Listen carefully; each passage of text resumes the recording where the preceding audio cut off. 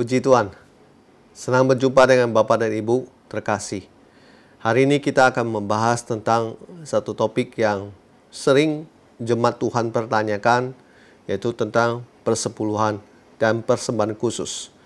Sebenarnya mereka sering bertanya perlu atau tidak. Padahal saya pikir sudah cukup banyak hamba Tuhan yang menerangkan tentang perlunya memberi persepuluhan dan juga persembahan khusus yang bagi mereka tidak tahu.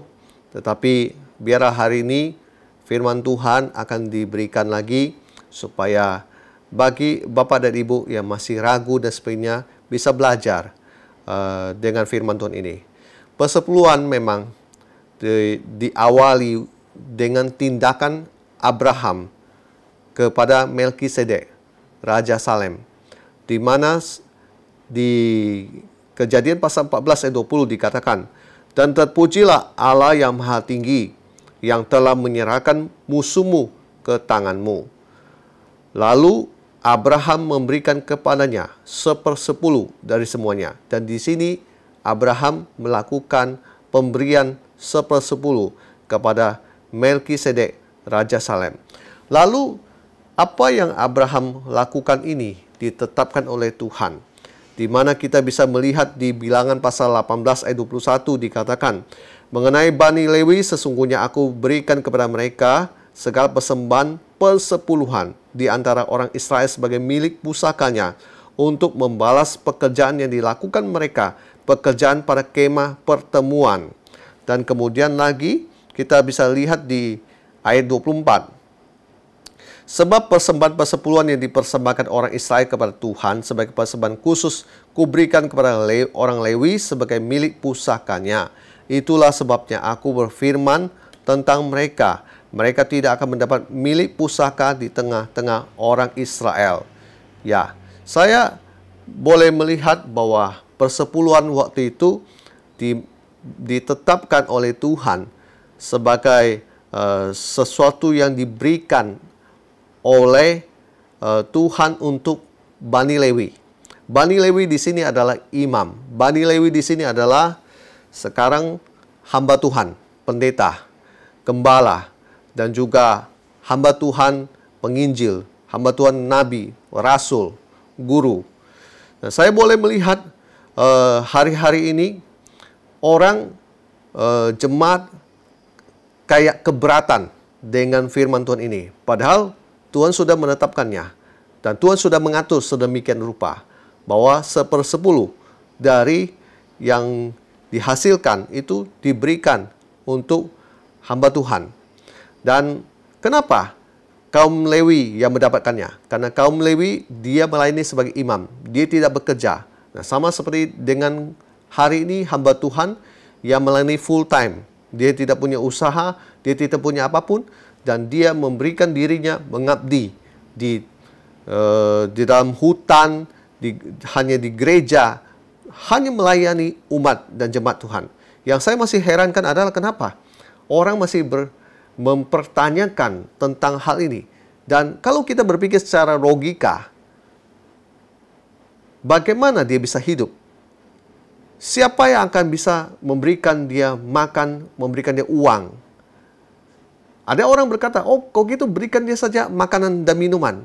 Bapak dan Ibu, tahukah Anda ada kebutuhan sekolah, ada kebutuhan lain dan kebutuhan lain dan sebagainya yang harus dibayar dengan uang. Jadi kalau apa yang Tuhan sudah tentukan ini sebenarnya memang sudah itu benar. Hanya kita manusia yang kadang-kadang suka memperdebatkannya. Dan Bapak dan Ibu bisa melihat kalau kita bilang bahwa ini hanya berlaku di zaman perjanjian lama. Kita lihat di perjanjian baru di mana Yesus ada saat itu. Dikatakan di Matius pasal 5 ayat 17. "Janganlah kamu menyangka bahwa aku datang untuk meniadakan hukum Taurat." Dengar baik, jadi Tuhan bukan datang untuk meniadakan hukum Taurat atau kitab para nabi. Aku datang bukan untuk meniadakannya, melainkan untuk menggenapinya. Jadi yang apa sudah ditentukan oleh Tuhan, Taurat, di zaman perjanjian lama, Yesus datang untuk menggenapinya. Dan dikatakan lagi, begini, di Matius pasal 23 ayat 23, Celakalah, hai kamu ahli-ahli Taurat dan orang-orang Farisi, hai kamu orang-orang munafik, sebab persepuluhan dari selasi, adas manis, dan jintan kamu bayar, tetapi yang terpenting dalam hukum Taurat kamu abaikan, yaitu keadilan dan belas kasihan dan kesetiaan. Yang satu harus dilakukan dan yang lain jangan diabaikan. Di sini Tuhan Yesus menegur ahli Taurat, dan Tuhan Yesus ada singgung soal masalah persepuluhan. Dari selasi, adas manis, jintan. Selasi itu adalah mint, tanaman yang daun dan batangnya mengandung minyak dengan wangi yang sedap. Jadi di sini ahli Taurat di zaman Yesus pun masih melakukan persepuluhan. Bapak dan Ibu, di waktu zaman Nabi Maleki yang melayani kira-kira 500 tahun sebelum Masehi, bangsa Yehuda dicatat di sini bahwa mereka pulang dari pembuangan di Babel. Mereka membangun kembali rumah mereka masing-masing di bawah kepemimpinan Zerubabel dan Ezra. Mereka itu membangun bait Allah dan tembok Yerusalem di bawah kepemimpinan Nehemia. Lalu kehidupan mereka itu tidaklah mudah. Mereka kecewa dan marah sama Tuhan, termasuk pada para imam. Mereka mengecilkan arti kesetiaan perjanjian Tuhan, sehingga ada firman di Maleki pasal 3 ayat 10 sampai dengan 11, di mana bunyinya begini. Tuhan berkata, bawalah seluruh persembahan perpuluhan itu ke dalam rumah perbendaharaan supaya ada persediaan makanan di rumahku, dan ujilah aku, firman Tuhan semesta alam. Apakah aku tidak membukakan bagimu tingkap-tingkap langit dan mencurahkan berkat kepadamu sampai berkelimpahan? Dan di sini dalam keadaan mereka yang sudah kecewa dan marah sama Tuhan, dan juga mereka tidak lagi mikir soal perjanjian dengan Tuhan yang ada. Di sini Tuhan menegur mereka untuk mengingatkan mereka bahwa Tuhan bilang, kamu bawa persembahan persepuluhan itu ke dalam rumah perbendaharaan, ya supaya ada makanan di rumahku, ya supaya yang melayani itu tetap hidup, supaya semua perataran tetap bisa dihidupkan, dalam arti persembahan kepada dalam bentuk hewan dan bentuk apapun tetap ada. Dan Tuhan memberikan jaminan begini, ujilah aku. Jadi Tuhan sampai berkata, ujilah aku, apakah aku tidak membukakan bagimu tingkap-tingkap langit dan mencurahkan berkat kepadamu sampai berkelimpahan. Ini luar biasa. Jadi Tuhan bilang, kalau kamu nggak percaya, kalau dengan kamu memberikan persepuluhan itu, aku bisa membukakan bagimu berkat-berkat. Dan di sini bukan hanya berkat biasa, tapi sampai berkelimpahan. Lalu dikatakan lagi di ayat 11, aku akan menghadik bagimu belalang pelahap, supaya jangan dihabiskannya hasil tanahmu, dan supaya jangan pohon anggur di padang tidak berbuah bagimu. Firman Tuhan semesta alam. Beberapa orang yang saya tahu dalam kehidupan dia, memang dia sengaja tidak mau membayar perpuluhan, atau ada yang juga tidak tahu dengan perpuluhan, sehingga dia tidak sadar dia dalam bisnisnya itu ada belalang pelahap. Dan tidak heran kalau misalnya di dalam bisnisnya itu selalu ada yang bocor. Ada saja yang bocor, misalnya mobilnya kecelakaan, mobil operasionalnya rusak, mobilnya dicuri, dan juga kantornya kemalingan, barangnya hilang, dan sebagainya, datanya error. Yang Bapak dan Ibu, kalau data error, misalnya data error, data itu berharga, itu nilainya bukan cuma 1 juta, itu bisa sampai ratusan, bahkan sampai miliar. Haleluya. Dan bisa dibayangkan kalau belalang pelahap itu hidup di dalam bisnis Anda, di dalam pekerjaan Anda, itu rusak semuanya. Dan firman Tuhan berkata supaya jangan pohon anggur di padang tidak berbuah bagimu. Saya ulangi, supaya jangan pohon anggur di padang tidak berbuah bagimu. Maksudnya begini, orang kalau kita nanam, itu kan setiap kali kita menghadapkan setiap tahun itu ada berbuah. Nah, apa yang terjadi pada orang-orang tersebut adalah penghasilannya tidak bertambah, penghasilannya tidak ada, dan sepi bisnisnya dan sebagainya. Itulah yang terjadi kalau orang tidak mau menuruti firman Tuhan. Saya kasih tahu, saya bukakan kebenaran ini supaya orang-orang yang terus bilang bahwa membayar perpuluhan, memberikan perpuluhan hanya menguntungkan pendeta, Anda sebenarnya Anda salah. Lagi pula, saya mau bertanya, berapa banyak yang Anda sudah berikan sampai Anda berani berkata begitu? 1 miliar? 10 miliar? Kadang saya hanya melihat orang cuma hanya membayar 100.000, tapi omongannya sangat kejam sekali. Dan ini tidak boleh. Kita harus menjaga mulut kita, Bapak dan Ibu. Saya mau ngomong gini, Bapak dan Ibu, saya sebagai hamba Tuhan, saya hidup dengan firman Tuhan ini. Saya bukan hanya mengajar jemaat untuk melakukan firman Tuhan ini, tapi saya pribadi, saya melakukan firman Tuhan ini. Saya ingat ada firman Tuhan di Bilangan pasal 18 ayat 26 dan Bilangan pasal 18 ayat 28. Di sini dikatakan singkat cerita tentang, dikatakan begini, saya bacakan saja. Lagi haruslah engkau berbicara pada orang Lewi dan berkata kepada mereka, apabila kamu menerima dari pihak orang Israel persembahan perpuluhan yang kuberikan kepadamu dari pihak mereka sebagai milik pusakamu, maka haruslah kamu mempersembahkan sebagian daripadanya sebagai persembahan khusus kepada Tuhan, yaitu persembahan persepuluhanmu dari persembahan persepuluhan itu. Dan saya bacakan yang ayat 28.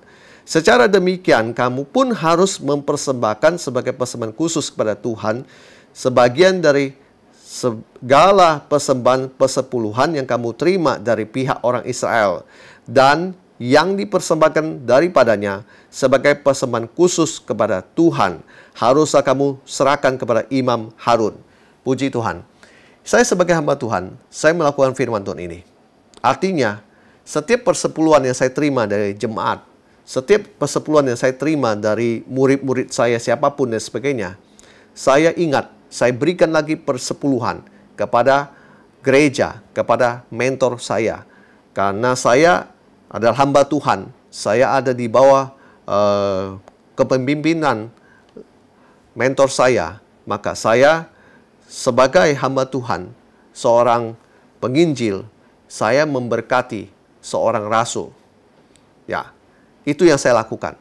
Dan ada orang yang salah mengartikan Bilangan pasal 18 ayat 26 ayat 28 ini.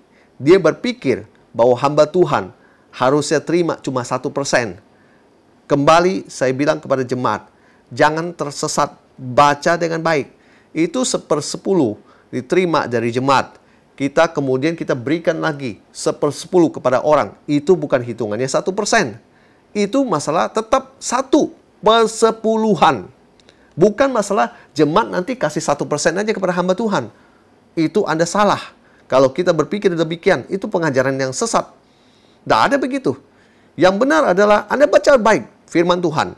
Yaitu Anda terima persepuluhan dari jemaat. Kemudian Anda berikan lagi persepuluhan kepada hamba Tuhan siapapun. Kalau ada di dalam gereja cabang, dia memberikan persepuluhan pada gereja pusat sebagaimana aturan yang ada. Dan seperti juga saya terima persepuluhan dari jemaat, kemudian saya berikan persepuluhan saya kepada mentor saya. Itu yang terjadi. Dan kita semua melakukan firman Tuhan ini, yaitu memberikan persepuluhan.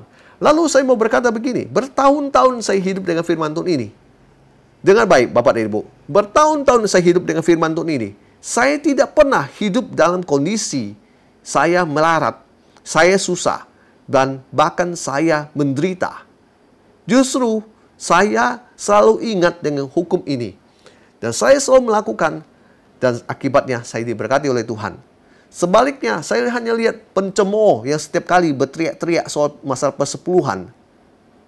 Padahal persepuluhan yang dibayar kepada gereja cuma berapa? cuma 100.000, cuma 500.000, tapi teriak-teriaknya saya kayak seperti mereka habis dirampok oleh pencuri miliaran rupiah.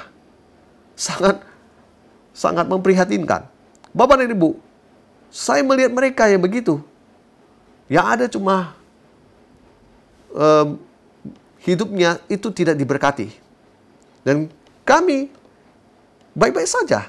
Dari tahun ke tahun saya hidup dengan memelihara perintah Tuhan ini. Ingat untuk memberikan perpuluhan. Karena saya tahu bahwa pelayanan bukannya berbicara Anda sendiri. Pelayanan berbicara tentang hamba Tuhan yang Tuhan pakai, Tuhan tempatkan. Dia nggak punya gaji, dia nggak punya kehidupan. Pertanyaan saya, siapa yang membiayai itu semua? Adakah orang yang memang punya komitmen setiap hari mau menyumbangkan uang atau apapun di luar dari persepuluhan untuk mereka? Tidak ada. Maka dari apa yang Tuhan sudah tetapkan ini, inilah firman Tuhan. Lakukan persepuluhan, berkati gereja, supaya gereja makin maju. Kalau Anda terus mengutuk dan bilang, pendeta kaya karena persepuluhan, saya hanya mau bilang begini, lihatlah firman Tuhan. Anda diberkati karena melakukan firman, bukan mengkritik firman. Kalau Anda merasa duit Anda dicuri oleh pendeta itu, ya jangan berikan. Dan Anda merasa, oh pendeta ini begini dan sebagainya, bukan hak Anda untuk menghakimi dia. Kalau Anda tidak mau memberi, Tuhan juga tidak bermasalah. Tetapi saya mau bilang, janji firman Tuhan, ya dan amin. Orang yang memberi, dialah yang diberkati. Janji itu berlaku bahwa, yang tadi saya baca itu begini, bahwa kepada kita yang memberikan persepuluhan, Tuhan akan menghadik belalang pelahap supaya jangan dihabiskan hasil tanammu. Jadi yang namanya belalang pelahap itu bisa akan muncul di mana-mana. Kalau Anda menanam padi, Anda bisa melihat. Itu pasti namanya hama, itu pasti ada. Tapi dikatakan supaya jangan dihabiskan hasil tanammu. Supaya jangan dihabiskan hasil tanammu. Saya ulangi lagi. Dan supaya jangan pohon anggurmu di padang tidak berbuah. Kalau kita sudah menanam, kita sudah berusaha, yang kita mau adalah keberhasilan. Kita mau dapat keuntungan, profit, Bapak dan Ibu. Maka daripada itu, saya bilang, kita harus melakukan firman Tuhan. Dan lalu, apa sih persembahan khusus? Saya akan singkat saja. Di Keluaran pasal 25 ayat 2, dikatakan begini, katakan pada orang Israel supaya mereka memungut bagiku persembahan khusus dari setiap orang yang terdorong hatinya. Haruslah kamu pungut persembahan khusus kepadaku itu. Perintah pertama ini tentang persembahan khusus ini Tuhan keluarkan saat hendak membangun tabernakel Musa. Dan bangsa Israel dengan sukarela memberikannya. Persembahan khusus adalah persembahan yang diberikan untuk mendukung suatu tujuan dan pekerjaan Tuhan. Seperti misi, seperti pembangunan gereja, dan lain sebagainya. Untuk keperluan ini tidak diambil dari persepuluhan. Kita lihat di Keluaran pasal 35 ayat 4 sampai dengan 5. Kemudian dilakukan oleh Musa. Berkatalah Musa kepada segenap jemaat Israel. Inilah firman yang diperintahkan Tuhan bunyinya. Ambillah bagi Tuhan persembahan khusus dari barang kepunyaanmu. Setiap orang yang terdorong hatinya. Dengan baik, yang terdorong hatinya, bukan yang terbaksa, harus membawanya sebagai persembahan khusus kepada Tuhan. Emas, perak, dan tembaga. Puji Tuhan. Bapak dan Ibu, itulah persembahan khusus. Jadi, persembahan khusus diberikan secara sukarela. Kita berikan di luar persepuluhan. Kita berikan untuk mendukung pekerjaan Tuhan tertentu seperti misi, pembangunan, dan lain sebagainya. Dan saya percaya ini firman Tuhan sudah saya sampaikan. Dan Bapak dan Ibu, Anda bisa merenungkannya. Dan Anda bisa berpikir bahwa apa yang Tuhan tetapkan pada kita itu memang baik apa adanya. Dan percayalah kepada Tuhan bahwa Dia yang memberikan firman Tuhan, Dia bisa memberkati kita semua. Terpuji nama Tuhan Yesus Kristus.